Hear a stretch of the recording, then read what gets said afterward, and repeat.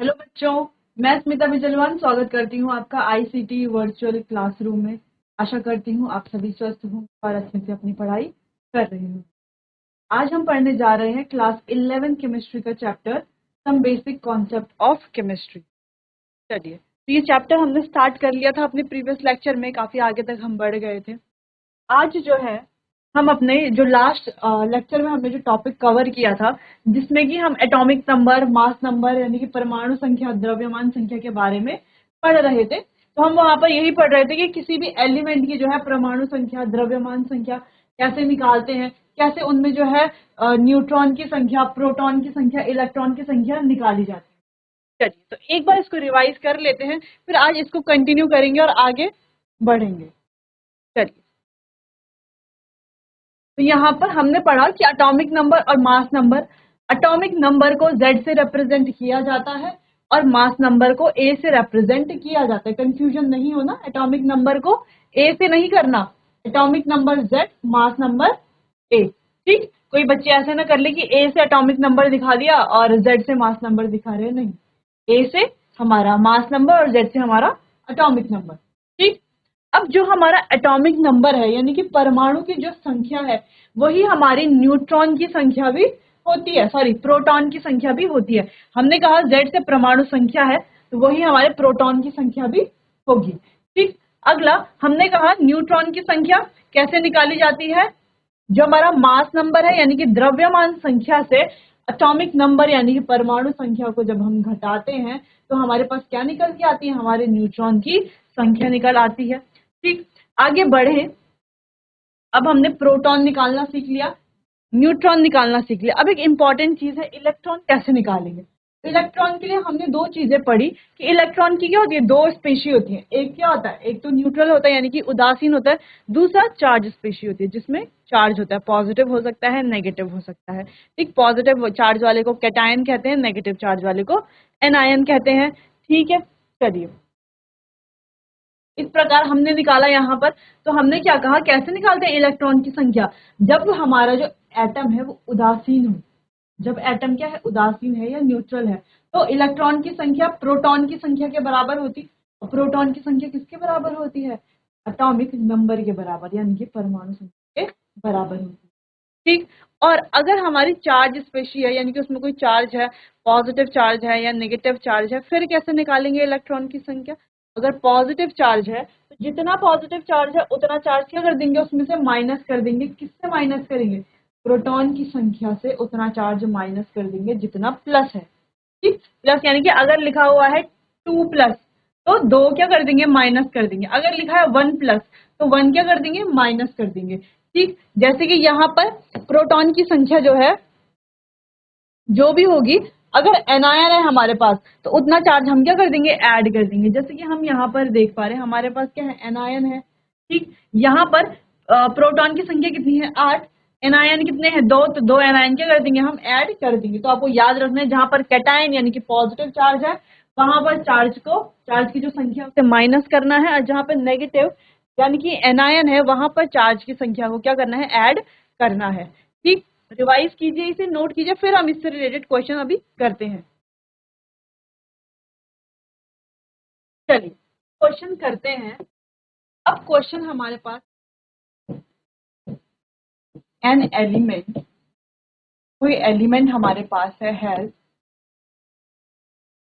जिसके पास क्या है, 20 न्यूट्रॉन है, कॉमा 20 प्रोटॉन है एंड 18 इलेक्ट्रॉन है। इलेक्ट्रॉन की संख्या 18 है। ठीक, तो यहाँ पर हमें फाइंड क्या करना है, फाइंड मास नंबर। पहला मास नंबर निकालना है, दूसरा एटॉमिक नंबर निकालना है,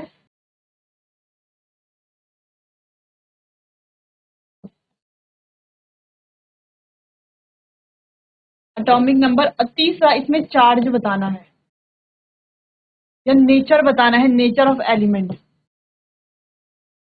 ठीक, चार्ज हमें वो जो एलिमेंट है ना, नेचर ऑफ एलिमेंट, नेचर यानी कि ये कैटायन है या एनायन है, ये हमें यहाँ पर बताना है। चलिए, अब गिवन क्या है, अब सॉल्यूशन करते हैं इसका।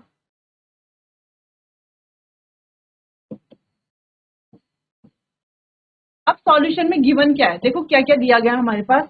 20 क्या है हमारे पास,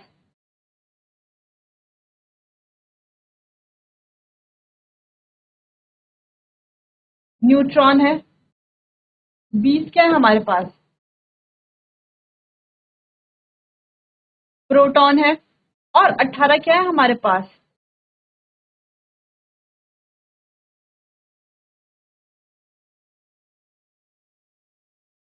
इलेक्ट्रॉन है। न्यूट्रॉन, प्रोटॉन और इलेक्ट्रॉन हमारे पास हैं। अब हमें मास नंबर, यानी कि मास नंबर से क्या समझते हैं आप, द्रव्यमान संख्या। द्रव्यमान संख्या हमें निकालनी है। दूसरी चीज एटॉमिक नंबर, यानी कि परमाणु संख्या।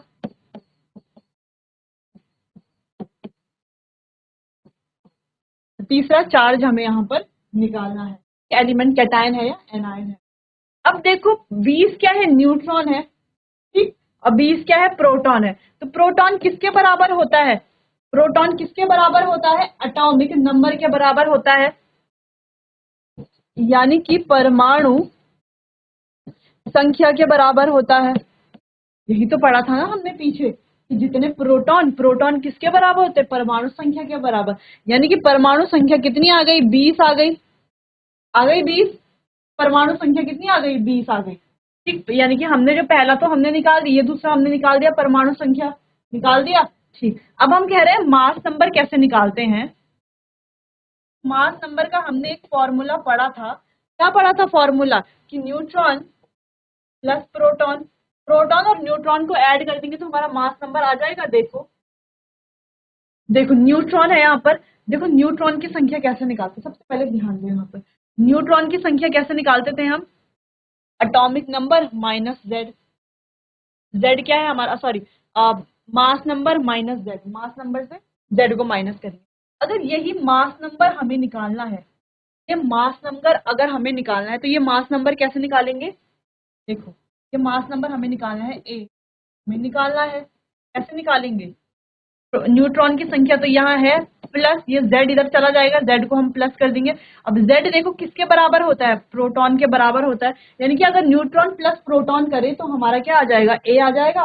समझ में आया, यहाँ पर कोई कंफ्यूजन तो नहीं है। देखो एक बार ध्यान, हमने कहा क्या कहा कि न्यूट्रॉन हम कैसे निकालते हैं, न्यूट्रॉन की संख्या कैसे निकाली जाती है, जो हमारा द्रव्यमान संख्या होती है उसमें से हम अपना परमाणु संख्या को माइनस कर लेते हैं, ठीक। अगर इसी फॉर्मूले में हमें एटॉमिक ये सॉरी हमें मास नंबर निकालना है, यानी कि द्रव्यमान संख्या निकालनी है, तो देखो न्यूट्रॉन तो इधर है ही, दूसरी तरफ है ही, तो हम z को भी दूसरी तरफ ले आएंगे, z को भी दूसरी तरफ ले आएंगे। इधर z माइनस में है तो इधर आके z क्या हो जाएगा, प्लस में चला जाएगा। इज इक्वल टू किसके बराबर रहेगा, द्रव्यमान संख्या के बराबर, ठीक। तो द्रव्यमान संख्या कैसे निकलेगी, जब हम न्यूट्रॉन को और z को क्या कर लेंगे, ऐड कर देंगे। और अब दूसरी चीज, z हमें पता है किसके बराबर होता है, प्रोटॉन के बराबर होता है। तो हम यह कह सकते हैं कि a ऐसे निकाल सकते हैं, a निकालने के लिए हमें क्या करना पड़ेगा, न्यूट्रॉन प्लस प्रोटॉन। प्रोटॉन हम क्यों कह रहे हैं, क्योंकि प्रोटॉन और परमाणु संख्या बराबर होती है। यहाँ पर हमने पढ़ा ना, परमाणु संख्या और प्रोटॉन क्या है, दोनों ही बराबर है। कोई कंफ्यूजन तो नहीं यहाँ पर, यहाँ पर कोई कंफ्यूजन नहीं होनी चाहिए, ठीक। इसको नोट कर लो पहले। चल देखते हैं यहाँ पर जहाँ पढ़ रहे थे, मास नंबर कैसे निकालेंगे, न्यूट्रॉन प्लस प्रोटॉन। तो न्यूट्रॉन कितने हैं, 30, प्रोटॉन कितने हैं, 20, टोटल कितने आ गए, 40, कितने आ गए, 40। तो मास नंबर कितना आ गया हमारा, 40, कितना आ गया मास, 40। और हमारा एटॉमिक नंबर कितना आ गया, 20। चलो एटॉमिक नंबर भी निकाल दिया, मास नंबर भी निकाल दिया, दो चीजें हमने निकाल दी, ठीक। चलो अब तीसरी चीज निकालनी है हमें, चार्ज। अब कैसे पता चलेगा इसका चार्ज क्या है, यानी कि ये पॉजिटिव चार्ज वाला है या नेगेटिव चार्ज वाला है, यानी कि ये कैटायन है या एनायन है। अब हमने क्या कहा था कि जब हमारा कोई भी एलिमेंट न्यूट्रल होता है, न्यूट्रल यानी कि उदासीन होता है, जब हमारा कोई भी एलिमेंट उदासीन होता है तो उसके इलेक्ट्रॉन की संख्या क्या होती है, जो उसके प्रोटॉन की संख्या होती है। यहाँ पर प्रोटॉन की संख्या क्या है, 20 है, प्रो यहाँ पर देखो प्रोटॉन की संख्या क्या है, 20 है। तो इलेक्ट्रॉन की संख्या भी अगर 20 होती तो इसका मतलब क्या होता, तो हमारा जो एलिमेंट है वो उदासीन होता। ठीक ना, समझ में आया। लेकिन यहाँ पर जो प्रोटॉन की संख्या है और इलेक्ट्रॉन की संख्या है उसमें बहुत ज्यादा तो नहीं लेकिन डिफरेंस है। प्रोटॉन कितने हैं, 20, और इलेक्ट्रॉन कितने, 18। इलेक्ट्रॉन क्या हो गए, कम हो गए। अब कम कैसे होते हैं, कम कैसे होते हैं, यानी कि जो हमारे इलेक्ट्रॉन रहा होगा उसमें से 2 इलेक्ट्रॉन, जो हमारे प्रोटॉन रहा होगा उसमें से 2 हमने जब माइनस किया होगा तभी तो 18 आया होगा। अब माइनस कहाँ पर करते हैं हम, देखो यहाँ पर अगर हम देखें तो प्रोटॉन कितने थे, 8 थे, और इलेक्ट्रॉन कितने आए, 6 आए। तो इलेक्ट्रॉन 6 कैसे आए, जब हमने 8 में से 2 को माइनस किया। माइनस कहाँ पे करते हैं, जहां पर क्या होता है, चार्ज पॉजिटिव होता है। माइनस कहाँ पर करते हैं, जहां पर चार्ज क्या होता है, पॉजिटिव होता है। पॉजिटिव चार्ज होता है वहां पर माइनस करते हैं। ठीक, पॉजिटिव चार्ज यानी कि कैटायन, यानी कि जो हमारा ये चार्ज है इसका नेचर क्या है, कैटायन है। क्या है इसका नेचर, कैटायन इसका नेचर है। ठीक, यानी कि ये क्या है, पॉजिटिव चार्ज वाली स्पेशी है। कैसे चार्ज वाली स्पेशी है, पॉजिटिव चार्ज, पॉजिटिव चार्ज वाली स्पेशी होगी। ठीक, यानी कि जो हमारा एलिमेंट है एक्स, ठीक, उसका एटॉमिक नंबर कितना है, परमाणु संख्या है 20, और मास नंबर यानी कि द्रव्यमान संख्या है 40। इसमें न्यूट्रॉन है, प्रोटॉन है और इलेक्ट्रॉन है। इलेक्ट्रॉन कितने हैं, 18 हैं। न्यूट्रॉन कितने हैं, 20 हैं। और प्रोटॉन भी कितने हैं, 20 हैं। तीसरी चीज, ये कैसी स्पेसी है, हमारी पॉजिटिव चार्ज वाली स्पेसी है। पॉजिटिव चार्ज वाला क्या है, कैटायन है। क्या है, कैटायन है। ठीक, समझ में आया कैसे हम निकालते हैं, समझ में आया, कहीं पर कोई कंफ्यूजन है।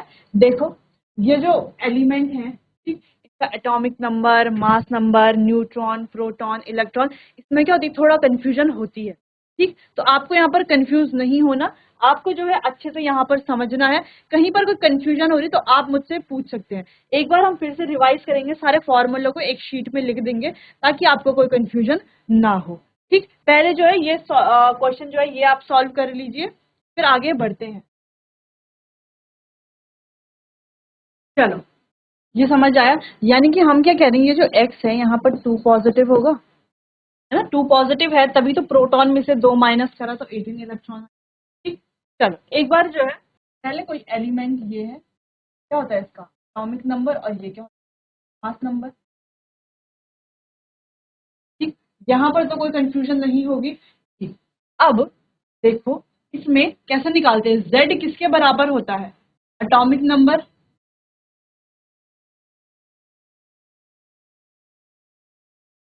z किसके बराबर है, एटॉमिक नंबर। एटॉमिक नंबर यानी कि परमाणु संख्या।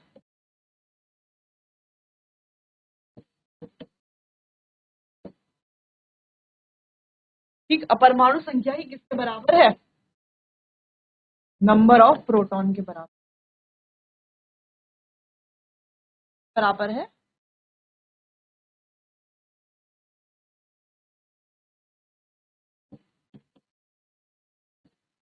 प्रोटॉन संख्या के बराबर है। ठीक, अब देखो ए क्या है, हमारा मास नंबर। ए कैसे निकालते हैं,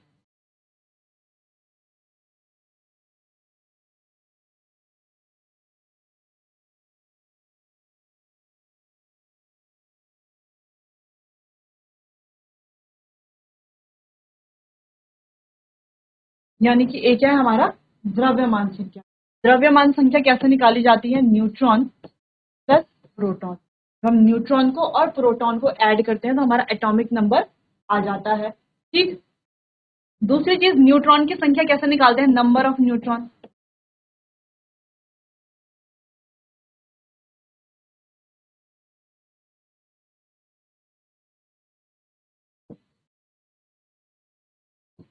देखो न्यूट्रॉन की संख्या कैसे निकाली जाती है, जब हम क्या करते हैं, ए ऐड करते हैं। यानी कि जो हमारा मास नंबर है उसमें से जो हमारा एटॉमिक नंबर है उसको माइनस कर लेंगे तो न्यूट्रॉन की संख्या आ जाएगी। ठीक, कोई कंफ्यूजन तो नहीं। अब देखो इलेक्ट्रॉन कैसे निकालते हैं। देखो यहाँ पर हमने एटॉमिक नंबर निकालना सीख लिया, मास नंबर निकालना सीख लिया, साथ में न्यूट्रॉन की संख्या निकालनी सीख ली, प्रोटॉन की संख्या निकालनी सीख ली। प्रोटॉन की संख्या कैसे निकालेंगे, एटॉमिक नंबर ही प्रोटॉन की संख्या है। अगर एटॉमिक नंबर दिया है तो प्रोटॉन निकाल लेंगे, प्रोटॉन दिया है तो एटॉमिक नंबर निकाल लेंगे। मास नंबर दिया है, ठीक है, मास नंबर अगर हमें दिया गया है तो हम न्यूट्रॉन की संख्या भी निकाल सकते हैं। ठीक, उससे हम प्रोटॉन की संख्या भी निकाल सकते हैं एटॉमिक नंबर से माइनस। ठीक, में कोई प्रॉब्लम तो नहीं, कोई कंफ्यूजन तो नहीं। ठीक, तीन चीजें। अब इलेक्ट्रॉन कैसे निकालेंगे, number of electron, number of electron. अब देखो अगर वो क्या है, न्यूट्रल है, फॉर न्यूट्रल, न्यूट्रल यानी कि उदासीन। अगर जो हमारी स्पेशी है वो क्या है, न्यूट्रल है यानी कि उदासीन है, तो किसके बराबर होगा वो, नंबर ऑफ प्रोटॉन के बराबर। लेकिन अगर वो उदासीन नहीं है, अगर वो उदासीन नहीं है, ठीक, अगर वो उदासीन नहीं है,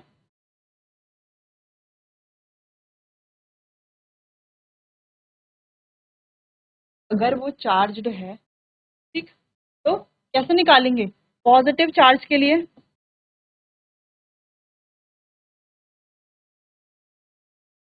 और नेगेटिव चार्ज के लिए।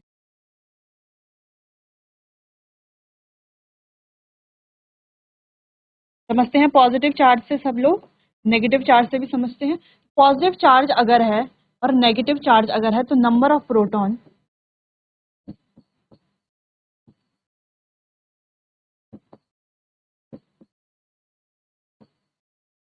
जो प्रोटॉन की संख्या है ना, अगर वहां पर पॉजिटिव चार्ज है तो प्रोटॉन की संख्या में से माइनस कर देंगे क्या, जो गिवन चार्ज है, जो चार्ज है उसको माइनस कर देंगे। ठीक, और अगर नेगेटिव चार्ज है तो प्रोटॉन की संख्या के साथ ऐड कर देंगे जो हमारा चार्ज है।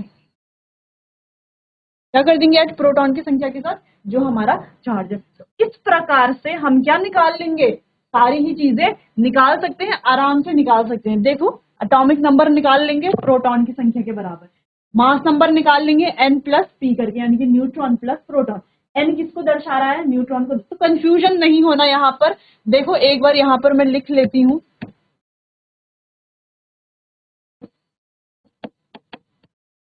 a किसको दर्शा रहा है, परमाणु संख्या को, z, a किसको दर्शा रहा है, द्रव्यमान संख्या को, z किसको दर्शा रहा है, परमाणु संख्या को, n दर्शा रहा है न्यूट्रॉन को,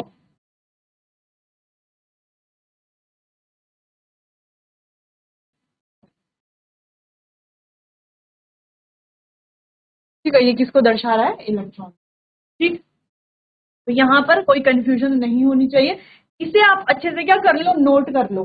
ठीक, यहाँ पर ये चीज आप नोट कर लेंगे, अगर न्यूट्रल है और अगर चार्ज है, उसमें किसी भी प्रकार का अगर कोई भी चार्ज है तो क्या होगा, पॉजिटिव चार्ज है तो क्या होगा, नेगेटिव चार्ज है तो क्या होगा, पॉजिटिव चार्ज है तो प्रोटॉन की संख्या में से चार्ज माइनस कर लेंगे, और अगर नेगेटिव चार्ज है तो प्रोटॉन की संख्या में चार्ज को ऐड कर देंगे।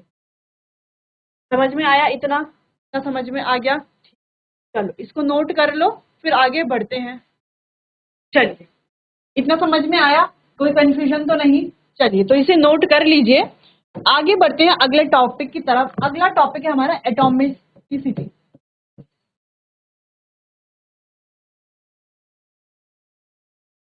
एटॉमिसिटी, अब एटॉमिसिटी क्या होता है, देखो एटॉमिसिटी को कैसे डिफाइन करते हैं,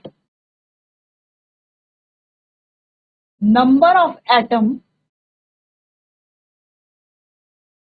इन a element, number of atom present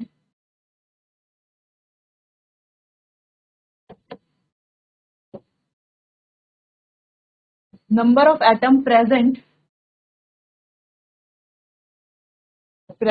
in a element in a molecule, एक मॉलिक्यूल के एलिमेंट में कितने एटम प्रेजेंट है, ठीक, एक मॉलिक्यूल के एलिमेंट में कितने एटम प्रेजेंट है उसे ही क्या कहा जाता है, उसकी एटॉमिसिटी कहा जाता है, ठीक। चलिए पहले इसे नोट कीजिए।